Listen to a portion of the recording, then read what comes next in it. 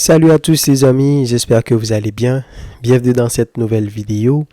Après la victoire de l'Espagne samedi dernier contre le Danemark, victoire 1-0, on a vu une petite vidéo passer dans laquelle on a vu Lamine Yamal qui passait à côté en boitant. Évidemment, quand on a vu ça, évidemment, tout le monde a eu peur. Faut pas oublier qu'on est dans un contexte de surcharge où il y a beaucoup de matchs. Et qui dit Lamine Yamal qui boite, Lamine Yamal 17 ans, Lamine Yamal, la petite pépite en ce moment, la poule aux œufs d'or, à la fois pour le Barça et pour la sélection espagnole. Donc, ils sont allés poser les questions à Luis de la Fuente.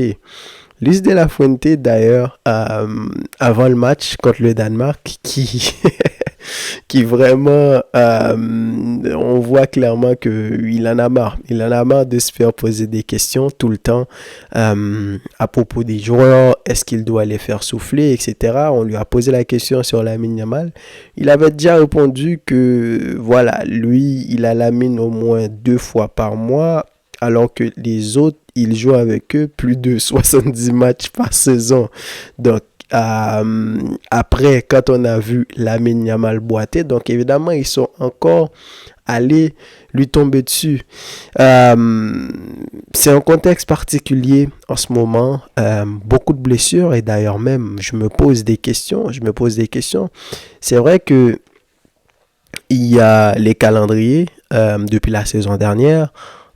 Maintenant, avec le nouveau format de la Ligue des Champions, il y a la Ligue des Nations qui a commencé. Donc, il y a dans la zone Amérique du Sud, il y a les éliminatoires. Parfois, il y a des matchs amicaux, etc. Évidemment, il y a beaucoup de matchs.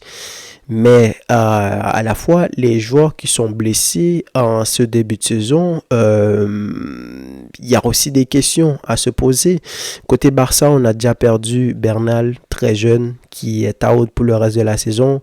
Ter Stegen aussi est blessé. Ferran Torres, bon, lui, ça va être à peu près pour un mois.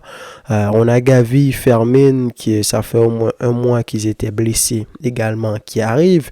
Le Real, ils ont perdu Carvajal pour tout le reste de la saison. Si on veut aller en Angleterre, il y a Rodri qui est blessé pour le reste de la saison. Côté Arsenal, je crois qu'ils ont Odegaard également. Donc, on est dans un contexte où tout le monde surveille leurs joueurs. Tous les clubs sont réticents à l'idée d'envoyer leurs joueurs. Il y a qu'à regarder ce qui s'est passé avec le Real. Vinicius n'est pas allé à la trêve internationale. Militao n'est pas allé et Mbappé non plus n'est pas allé. Donc Rodrigo est allé. J'allais dire Vinicius et Militao pour le Brésil, même s'ils sont peut-être pas contents, mais en ce moment, Vinicius, c'est pas encore ce qu'on peut appeler un genre de chef au Brésil qui permet à l'équipe, à la sélection de gagner des matchs. Donc, s'ils peuvent avoir Rodrigo et Rafinha en plus de ça, ils vont pas s'en plaindre. Mais en France, ça n'a pas passé. Mbappé, les gens ne sont pas contents. Donc, c'est un contexte particulier et à la fois, tu as les clubs qui ne veulent pas envoyer les joueurs, que ce soit le Barça et le Real, ils envoient même des lettres quand ils envoient certains joueurs pour demander à la sélection de, pourquoi pas, faire souffler les joueurs, ne pas les faire jouer tous les matchs au complet. Et il y a de l'autre côté les sélectionneurs qui ne sont pas contents.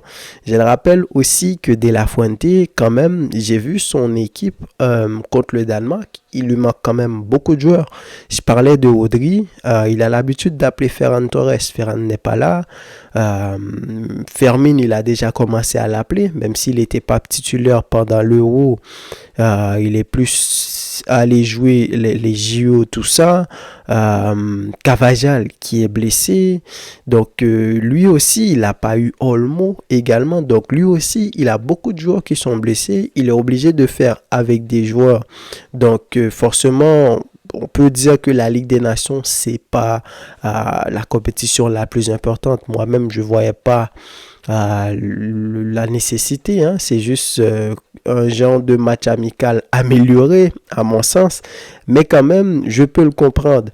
Mais le problème aussi avec De La Fuente, c'est que on lui a pas encore pardonné la blessure de Gavi.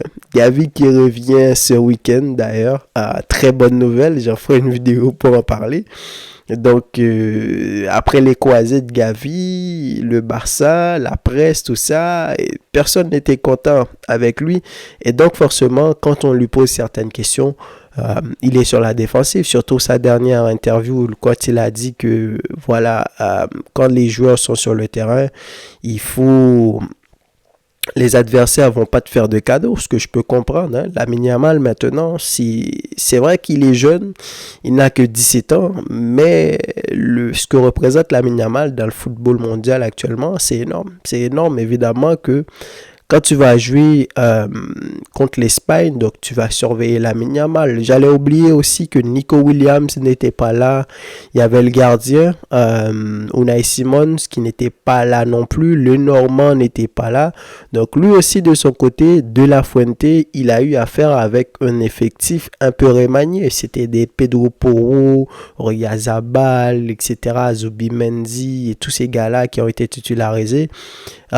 Pedri était là, il l'a fait sortir comme d'habitude vers les 60e minutes de jeu. Comme vous le savez, Pedri est fragile, donc voilà.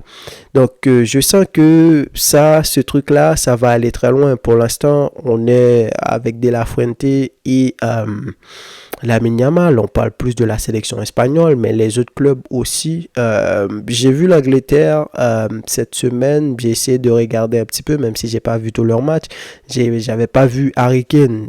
J'ai pas vu Musiala avec l'Allemagne. Donc, à chaque trêve, tu as l'impression que les clubs s'arrangent pour essayer d'inventer une petite blessure. Comme ça, ils vont garder leurs joueurs. Donc, moi, ce qui m'intéresse dans tout ça, évidemment, c'est Lamine Yamal. Parce que autant que j'aime regarder le joueur, autant aussi que j'aimerais que ça continue. Parce que pour moi, Lamine Yamal, il a le potentiel de devenir un super crack. Ce qu'il a déjà fait à son âge, c'est énorme. Et s'il continue sur cette lancée, évidemment, ce sera que bénéfique pour le football. Mais le contexte, c'est que il n'a que 17 ans et il a déjà joué beaucoup trop de minutes. Pour moi, le problème, c'est pas seulement De La Fuente, même si je suis supporter du Barça et j'aimerais le voir jouer à chaque week-end. Mais il va falloir aussi que Hansi Flick s'arrange pour qu'il le laisse de temps en temps sur le banc et surtout essayer de l'enlever de temps en temps. Je pense que là, vu que les tests médicaux ont révélé qu'il est en surcharge musculaire, donc je pense qu'il ne va pas être titulaire contre Séville ce week-end. Ils vont le conserver pour le Bayern et le Real de Madrid. Donc voilà, faudra que le Barça aussi à son tour s'arrange. Flick doit faire tourner les retours de Gavi, de Frenkie, de Firmino, ça va faire beaucoup de bien. Même quelqu'un comme Pedri pourra se reposer. Casado aussi pourra se reposer parce que de toute façon, en ce moment, tout club qui se respecte ne peut pas avoir moins de 15 à 16 joueurs pour jouer dans une saison. On voit avec Manchester City comment ils arrivent à avoir au moins 2 équipes. Arsenal également.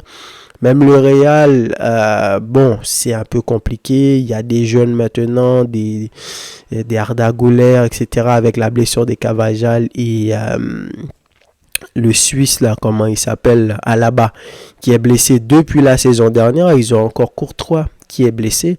Donc, c'est un contexte particulier. Il y a les joueurs qui pensent à faire grève. Ils pensent à faire grève parce que ils ont beaucoup trop de matchs dans les jambes et forcément avec les blessures qui arrivent en ce moment.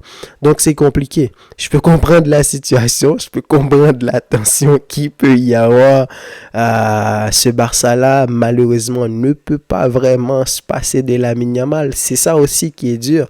C'est la réalité du Barça actuel. On peut toujours essayer, mais la seule fois qu'on l'a mis sur le banc, on l'a vu. On a perdu contre Osasuna, même si Flick avait un peu abusé. Après, il a dit que c'était déjà son plan. Il n'avait pas le choix. Il avait un peu abusé sur la rotation.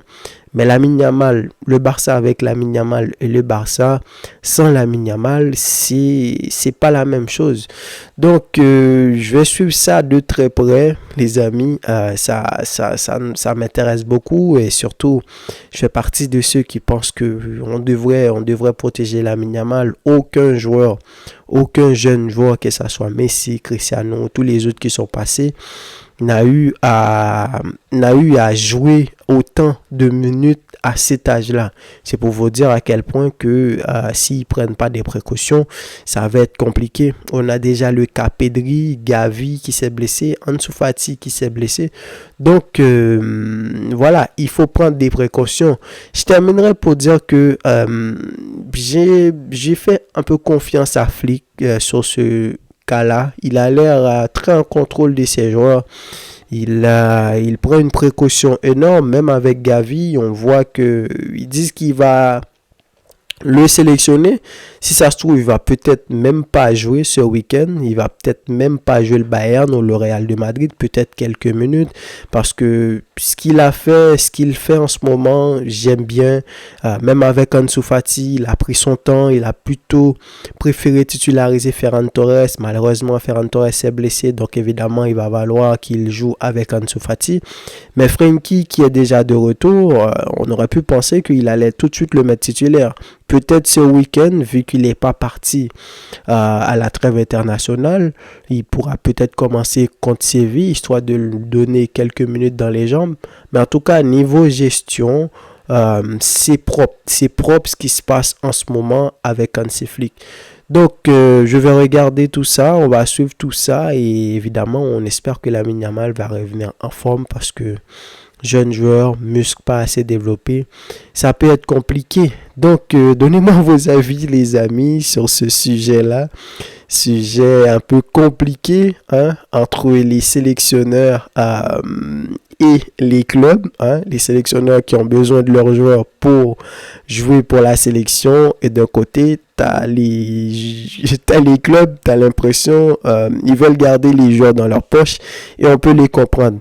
Donc, dites-moi ce que vous en pensez dans les commentaires, et quant à moi, je vous dis à la prochaine, les amis, pour une nouvelle vidéo.